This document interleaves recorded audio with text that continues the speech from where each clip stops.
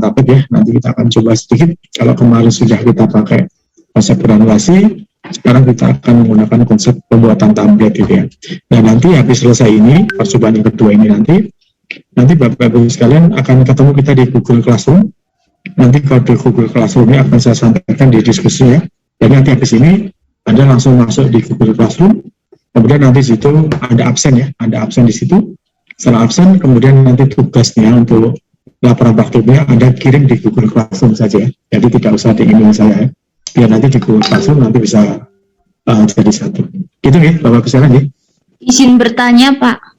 Ya. Untuk laporannya nanti pengumpulannya sekarang hari ini apa minggu depan sebelum praktikum Pak? Oke. Kalau membuat laporan saya kira butuh waktu ya, butuh waktu dan butuh diskusi dari masing-masing kelompok ya. Jadi saya tidak terlalu kaku. Jadi nanti seperti kesepakatan awal saja. Nanti H-1 ya. Jadi kalau ini hari Rabu ya maksimal nanti hari Selasa jam 12 siang nanti Anda kirimkan ya minggu depan ya. Itu ya. Halo, setuju nggak? Setuju Pak. Baik Pak. Terima kasih. Baik, kita akan mulai saja. Saya izin share ya. Saya buka dulu. Bismillahirrahmanirrahim. Assalamualaikum warahmatullahi wabarakatuh. Selamat siang Bapak-Ibu sekalian. Mohon maaf tadi agak terlambat karena ada pengurusan untuk penyumpahan apoteker ya. Jadi saya harus mengumpulkan LPG yang saya sangat lupa itu. Jadi mohon maaf. Tapi kita akan jelaskan sebentar untuk hal tersebut. Saya izin share materinya Bapak sekalian, izin share. Ya. Apakah sudah kelihatan materi saya Bapak-Ibu sekalian? Sudah. Apakah sudah kelihatan? Sudah Pak. Sudah Pak. Baik. Saya berikan sebentar ya bahwa di dalam pembuatan tablet kemarin kan kita bilang bahwa tablet itu intinya nanti akan ada hitung ya. Jadi inti dari sebuah tablet itu ada bahan aktif dan ada bahan tambahan ya. Nah bahan tambahan itu ya macam-macam kita lihat satunya dari baca saja. Bahan tambahan itu apa saja? Bahan tambahan dan tablet itu ada pengisi itu yang paling besar ya. Kemudian setelah pengisi, kemudian juga ada pengikat ya. Nanti akan saya ulang lagi, ada pengisi, kemudian ada pengikat, kemudian ada penghancur, kemudian ada pelicin ya, atau mungkin ditambahkan lagi ada hal yang lain pewarna dan macam-macam. Tapi intinya nanti Bapak-Ibu sekalian kalau teorinya kita bilang bahwa di dalam tablet itu ada bahan aktif dan ada bahan tambahan. Bahan tambahannya itu ada bahan pengisi, ada bahan pengikat, ada bahan penghancur, dan ada bahan pelicin. Kalau nanti Anda akan membuat suatu sediaan tablet, gitu ya, misalnya saya akan membuat tablet paracetamol ya, zat aktifnya berapa? Zat aktifnya 500. Rencana saya akan membuat tabletnya berapa bobotnya? 700. Berarti nanti bahan tambahnya berapa? Ya bahan tambahnya adalah total berat tablet dikurangi bahan aktif ya. Kalau contoh tadi kan paracetamolnya 500 mg, bobot totalnya adalah 700, berarti nanti bahan tambahnya adalah 200. Nah, bahan tambahan yang 200 ini nanti isinya apa saja? Isinya ada pengisi, ada pengikat, ada penghancur, dan ada pelicin. Kemudian, di dalam memformulasi bahan-bahan yang 200 tadi seperti apa, maka bahan pengisi harus dihitung terakhir. Ya. Bahan pengisi harus dihitung terakhir. Kenapa bahan pengisi dihitung terakhir? Namanya pengisi, berarti dia tidak punya batasnya, berapa persen dan macam-macam. Nah, yang ada batasnya itu adalah bahan penghancur, bahan pengikat, dan bahan pelicin. Misalnya bahan penghancur, gimana lihatnya? Ya, Anda lihat di pustaka. Pustaka aja di mana? Kalau penghancur tidak ada, di dalam farmakope tidak ada. Tetapi Anda bisa melihat di teknologi sediaan tablet, di bukunya itu ya, di bukunya Lahman, atau di Voigt, atau Anda bisa di jurnal. Biasanya nanti dalam penghancur ada yang penghancurnya macam-macam. Ada penghancurnya ispotab, ada penghancurnya amilin bergelatin, ada prospovidon, dan macam-macam. Itu tentunya ringnya berbeda. Tapi secara umum, biasanya bahan penghancur itu ditambahkan ya, misalnya antara 2-5%. Ya. Tidak boleh banyak-banyak gitu ya. Kemudian bahan pelicin juga sama, ada jurnal yang mengatakan berapa 0,5-2%. Kemudian bahan pengikat juga macam-macam bahannya ya, ada gelatin, ada CMC, ada PVP gitu. umumnya adalah antara 1 sampai 5%.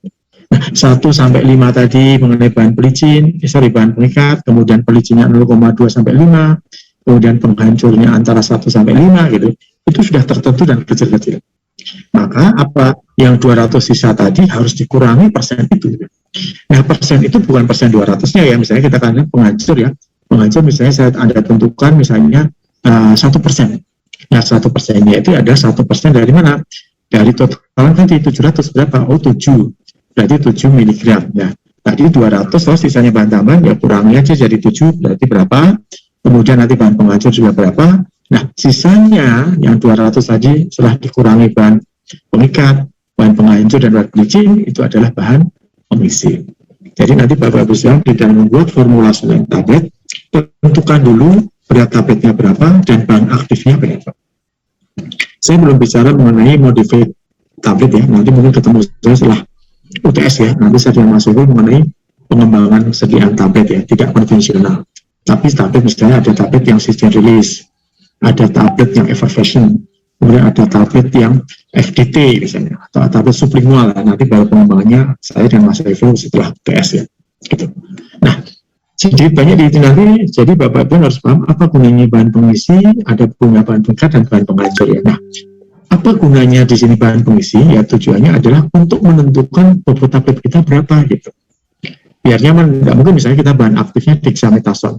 Dexamethasone itu berapa? 0,5 mg. Nggak mungkin kita akan minumnya 0,5 kecil sekali. Maka untuk mendapatkan bobot yang istilahnya yang bisa nyaman dipakai, oh nanti beratnya 100 mg ya. Nanti bahan pengisi itulah yang berfungsi untuk membuat tablet itu menjadi nyaman dengan dosis yang kecil. Nah, kemudian bahan pengisi yang ada di sana itu macam-macam ya. Ada bahan pengisi, ada laktosa, ada avisel, tergantung nanti sediaannya seperti apa.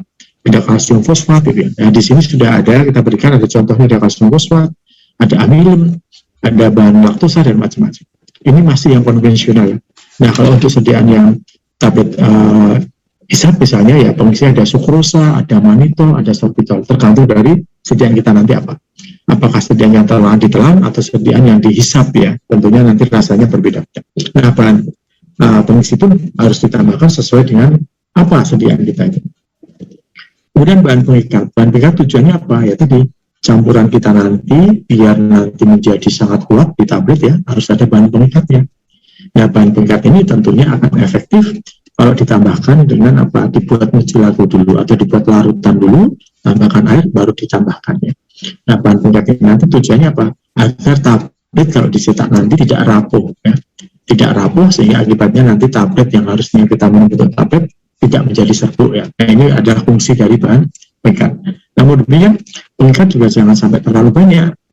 Kenapa? Karena dengan pengikat yang terlalu banyak, akibatnya nanti tabletnya semakin keras, dan nanti hancurnya akan semakin lama. Kalau hancurnya semakin lama, berarti nanti disolusinya semakin lama. Kalau disolusinya semakin lama, maka absorpsinya dia nanti akan lama. Kalau absorpsinya nanti diusus semakin lama, berarti efeknya semakin lama. Nah, kemudian bahan pengikat ini ditambahkan ada bahan penghancur tadi kita bilang. Jadi kalau tablet itu dia akan berefek ya, apabila zat aktifnya yang tadi kita buat dalam tablet itu harus keluar dari tablet. Ya, harus keluar dari tablet. Selama zat aktifnya tidak bisa keluar dari tablet, maka dia tidak berefek. Misalnya ada minum tablet, keluar diminum, kok keluarnya sudah tablet itu, berarti dia tidak hancur. Kalau tidak hancur berarti dia tidak berefek. Nah, bahan penghancur ini mekanismenya beda-beda ya, tapi paling banyak biasanya digunakan islotab ya, atau sodium salvikolat ya. Nah, itu nanti tentunya nanti akan menyebabkan nanti bahan penghancur ini nanti setelah diminum, maka tablet nanti akan bertemu dengan air, misalnya di usus atau di lambung gitu ya, maka kemudian airnya akan masuk ke dalam tablet, akibatnya tabletnya mengembang dan dia akan hancur, kemudian dia larut, kemudian nanti dia diabsorpsi. Nah, konsep penghancur di sini ada yang ditambahkan secara eksternal, ada internal atau kombinasi ya. Nah, ini nanti strategi ini nanti akan disampaikan Bu Siti atau Pak Wid ya, tapi intinya untuk mengetahui ini Bapak-Ibu sekalian harus belajar mengenai BCS ya. Apa BCS ya? Nanti Bu Siti dan Pak Wid akan menjelaskan. Tapi yang jelas besok akan sedikit saya ulangi. BCS itu adalah Basic Classification System dari obat. Kalau kita bicara mengenai obat, maka kita harus bicara BCS-nya.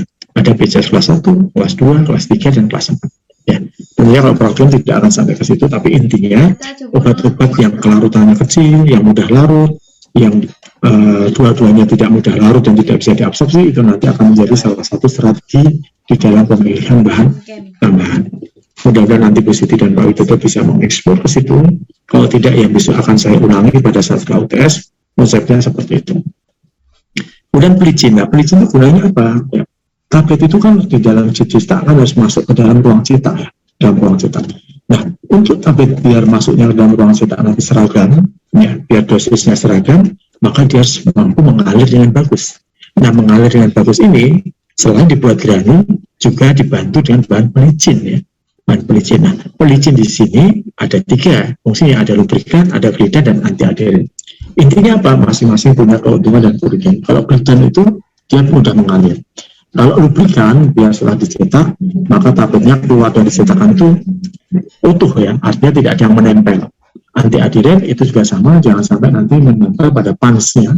Akibatnya nanti akan menyebabkan tabletnya nanti atau sebutnya menempel, maka tabletnya akan tidak baik. Nah, fungsi lubrikan dan glidan antiadherin ada fungsi dari pelicin. Nah, itulah yang menyebabkan di dalam tablet itu penentunya terhadap kualitas tablet sangat ditentukan oleh bahan tambahan. Nah, biasanya teman-teman yang akan lihat yang skripsi, itu biasanya nanti yang dilakukan sebagai perubahan-perubahan untuk diteliti, biasanya apa? Ya kombinasi bahan penghancur dengan bahan pelicin, atau kombinasi bahan penghancur dengan pengikat. Itu pengaruhnya apa, itu nanti biasanya dilakukan untuk penelitian ke situ. Nah, metode pembuatan tablet itu intinya ada 3 ya, intinya ada 3, namanya kempal langsung, ya langsung dicampur kemudian dikempal, atau kita langsung di skemanya ya, biar kita tahu skemanya ya. Jadi pembuatan tablet itu ada 3, yaitu ada kempal langsung, ada granulasi kering, dan ada granulasi basah. Dari skema ini itu langkah panjangnya ada di granulasi ya, terutama di granulasi basah.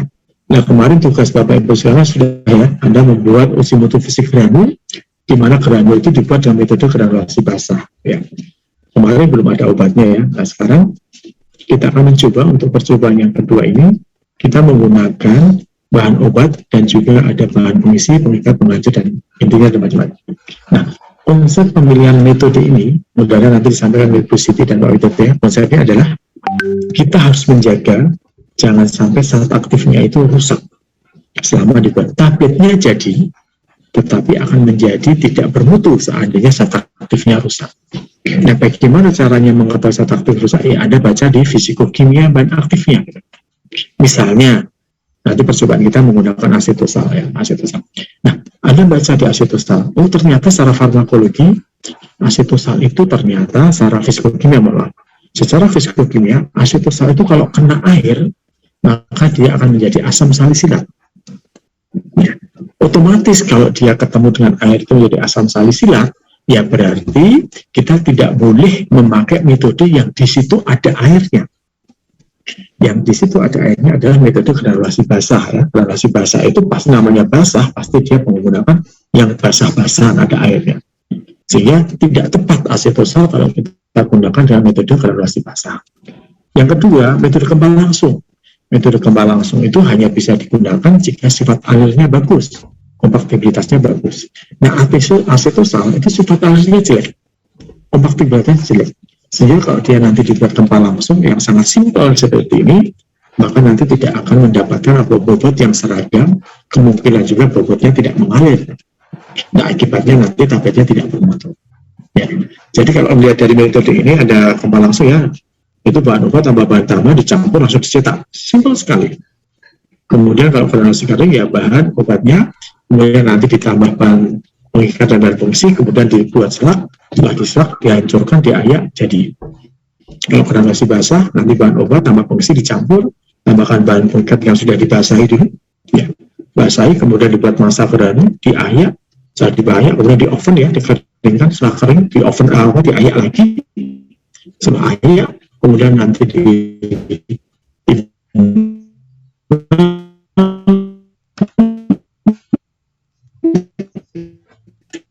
dicampur dengan pelicin, ditambah langkahnya sangat panjang.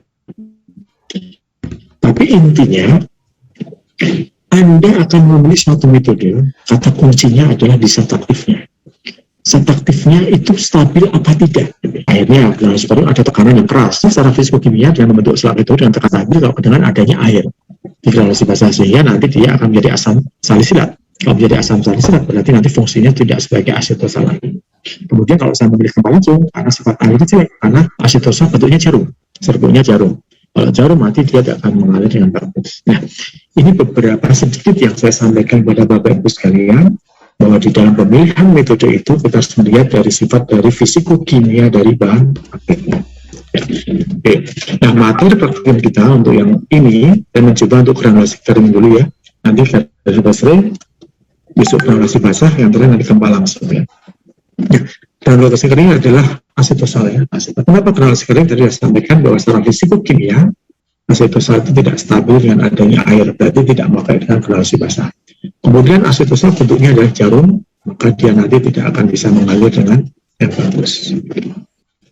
Nah, formulanya apa? Formulanya ada asetosanya adalah 325 mg, amilum keringnya 32,5, aerosolnya 0,1. Nah, sekarang kita lihat, apakah ini sudah formula yang optimal? Tadi kita bilang bahwa dalam tablet itu ada bahan aktif, ada bahan tambahan lainnya ya, ada bahan pengisi, ada bahan pengikat, ada bahan penghancur, dan ada bahan pelicin. Oke, kita lihat di sini. Ini nanti asetosa, amilum kering, dan aerosol nanti langsung dibuat selat, dicampur, dibuat selat. Nah, apa gunanya? Nah, amilum kering ini sebagai pengisinya. Amilum kering sebagai pengisinya. Terus aerosol sebagai pelicinnya. Terus pengikatnya gimana, Pak? Pengikatnya di sini, kalau kita melihat dari formula ini, pasti tentunya tidak akan bagus gitu ya. Harusnya ada pengikat yang dalam bentuk kering. Misalnya kita menggunakan PVP. Nah, Pak, seandainya tidak ada pengikat gimana? Ini bisa jadi nanti kemungkinan tidak akan keras. Kenapa? Karena nanti dia membentuk suatu slug itu lembaran ya. Jadi dia dicetak slug ya. Slug dicetak menjadi tablet yang besar ya, dengan tekanan yang keras. Jadi kalau kita bilang kita tekan gitu. Kalau Anda misalnya buat serbuk ditekan dengan tangan kan juga menjadi sesuatu yang padat gitu. Nah, ini pakai tekanan yang keras. Nah, dengan amilum yang kering tadi, harapannya nanti membuat tablet yang keras yang kemudian diayak. Tetapi formula ini di dalam contoh ini menurut saya dia belum bagus ya, belum bagus. Intinya masih kurang ya. Saya hanya melihat di percobaan yang dulu ya. Jadi ada asetosa, ada amilum kering, harusnya ditambah dengan PVP ya, kemudian ditambahkan aerosil dan juga bisa dengan Mg setara. Jadi pelicinnya ada dua. Oke, kita melihat ini saja yang simpel ya. Nah, caranya apa? Yang langsung ditimbang, dicampur, kemudian dibuat selak, kemudian nanti diayak lagi dengan plus 16, setelah itu dicetak menjadi tablet. Itu yang perlu disampaikan. Nah, apa uji mutu fisiknya setelah tablet? Kalau kemarin granul ya, setelah ada buat granul, apa uji mutu fisik granul? Kemudian kalau kita sampaikan ada suhu diam, ya, kemudian ada indeks pengetapan atau Austen ratio, kemudian ada kadar air, ataupun dengan waktu mengalir ya. Nah, kalau tablet berarti nanti kita kembalinya kita ke Farmakope Indonesia ya. Kalau kemarin kita tidak ada di Farmakope Indonesia, Anda melihatnya di jurnal. Nah, sekarang kalau tablet nanti didekatkan dengan persyaratan di dalam Farmakope Indonesia. Misalnya apa? Ada waktu hancur, ada disolusi, ada keseragaman bobot, ada keseragaman ukuran, semuanya ada di Farmakope. Kekerasan kerapuan tidak ada di Farmakope, nanti Anda bisa lihat di dalam jurnal. Nah, uji mutu fisik tablet ini nanti tentunya yang harus Anda dapatkan nanti macam-macam yang tadi saya bilang. Apa yang uji mutu fisiknya? Tadi kita bilang ada kekerasan, ada kerapuhan, ada waktu hancur, ada disolusi, kemudian ada keseragaman ukuran dan keseragaman bobot. Nah, ini nanti data-datanya Anda lihat di dalam Farmakope Indonesia. Nah, sekarang pertanyaannya, karena ini adalah daring dan Anda tidak melakukan, maka sama dengan minggu yang kemarin, Anda nanti mencari jurnal yang membuat sediaan tablet asetosa atau tablet lainnya bebas, tetapi pembuatannya dengan metode granulasi kering. Jadi di 5 kelompok tadi, silahkan Anda mencari jurnal pembuatan tablet tapi metodenya kempal langsung. Kemudian nanti dari situ mesti ada uji mutu fisik tablet dan ada uji mutu fisik granul. Jadi nanti Anda lakukan kedua. Seandainya ada satu kelompok yang zat aktifnya kok sama Pak dapatnya, tidak masalah. Yang penting jurnalnya berbeda.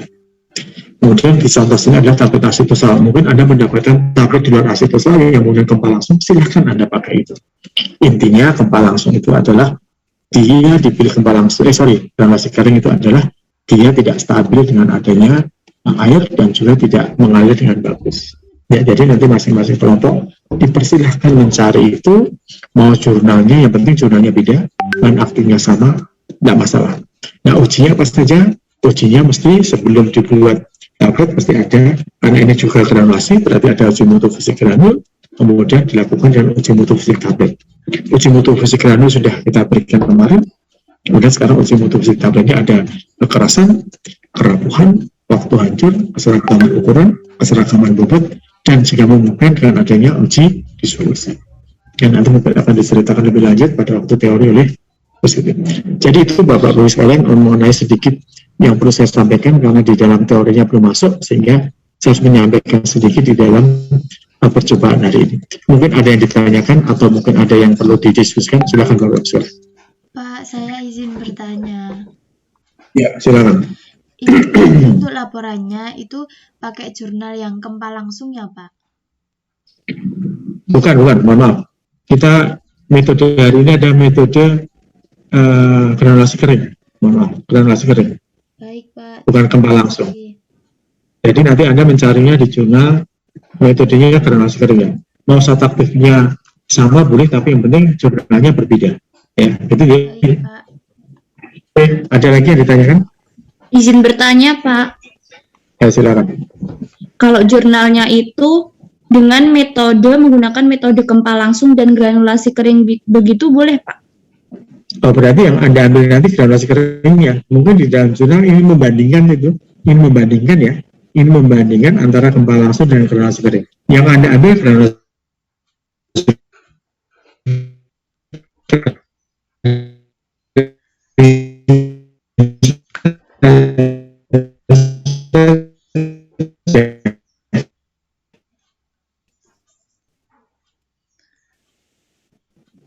ya boleh, tapi belum sampai ya kita membandingkan ya, nanti tidak terlalu, nanti baru kita akan olah seperti itu yang granulasi kering. Halo? Baik Pak, Halo? terima kasih. Iya. Ada lagi yang ditanyakan? Ada lagi yang ditanyakan? Pak, izin bertanya Pak. Ya, silakan. Pak, boleh minta itu dijelaskan yang slugging tadi Pak, saya belum paham. Oke, slugging. Jadi slugging itu, nggak usah PPT, nggak usah. Jadi slugging itu begini. Jadi misalnya bahan aktif, kemudian ditambahkan bahan pengisi, ya, bahan penghancur, kemudian nanti bahan pengikat ya, itu dicampur, kemudian dimasukkan ke dalam ruang tablet tadi, sama ya, ruang ketabletan. Dimasukkan ruang tablet, tetapi dalam bentuk kalau kita bilang lembaran. Nah, lembaran itu kalau kita gambarnya seperti ini.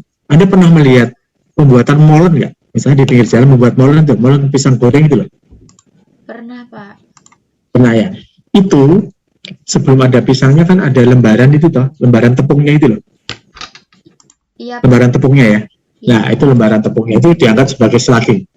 Tapi dalam bentuk kering ini. Nah, itu nanti karena itu masih besar, kemudian nanti sluggingnya itu hasilnya seperti itu, kemudian dipecah, kemudian diayak dengan ukuran tertentu, ya, ukuran tertentu. Nah, ayakan itulah itu yang dinamakan dengan granulasi kering.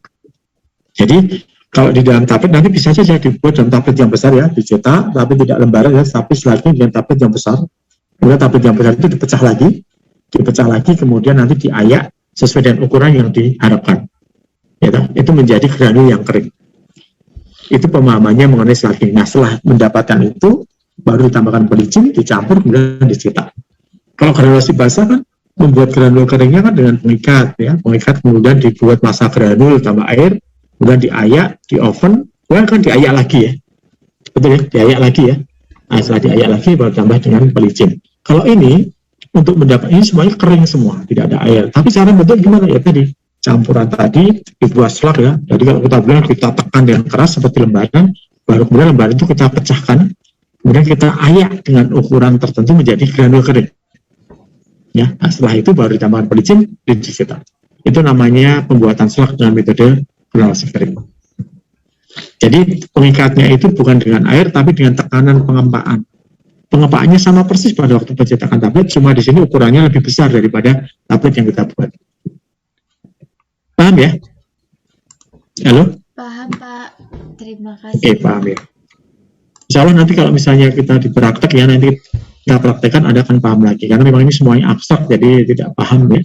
Jadi saya sangat gila sekali dan saya sangat saya sebagai dosen iman-iman Anda tidak melakukan praktek ya, hanya ini aja nih ya.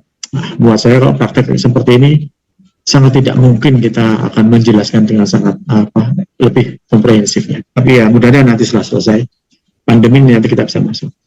Ada lagi yang ditanyakan?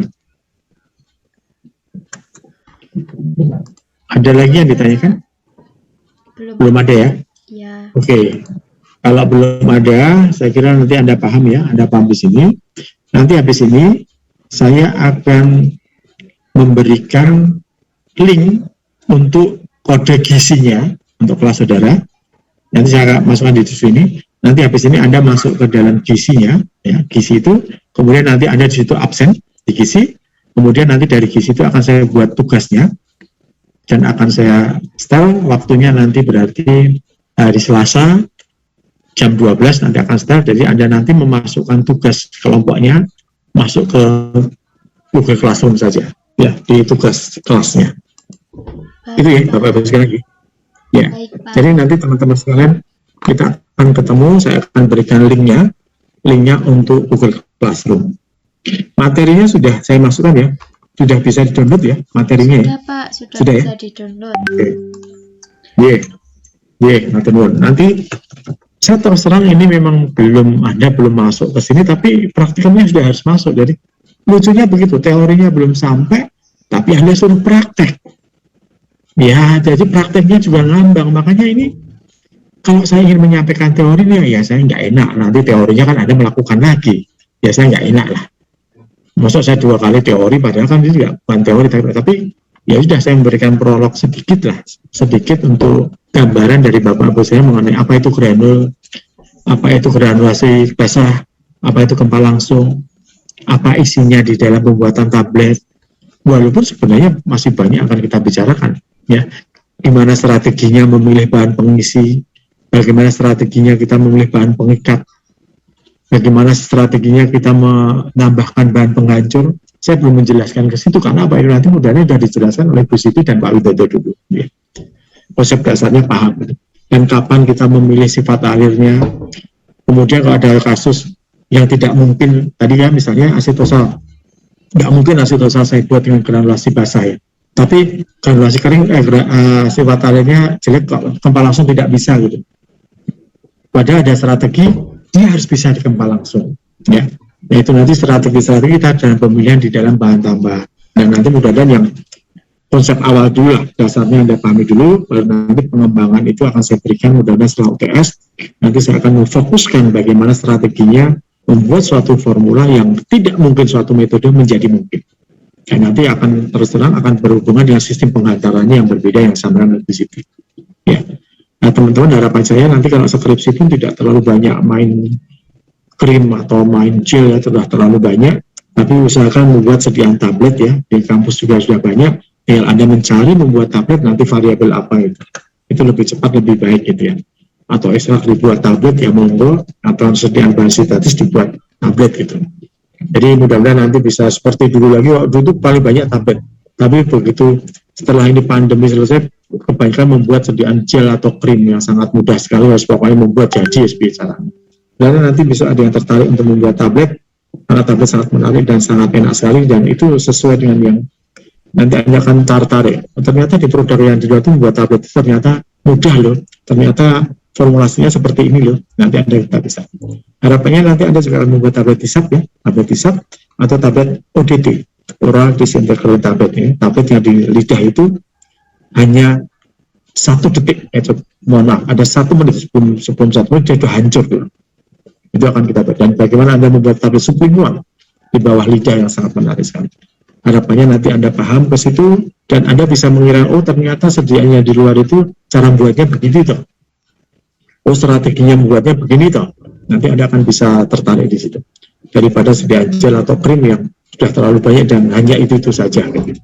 Antibakteri dan macam-macam gitu. Tapi kalau saya coba Anda membuat tablet lah, itu akan enak sekali dan Anda akan tahu cara membuatnya, permen bagaimana, cara membuatnya tablet bisa bagaimana, cara membuat tablet sistem rilis bagaimana, cara membuat tablet sublingual bagaimana, cara membuat tablet salut gula bagaimana. Anda mudah-mudahan bisa paham dan itu menarik sekali menurut saya gitu ya, karena saya suka di situ.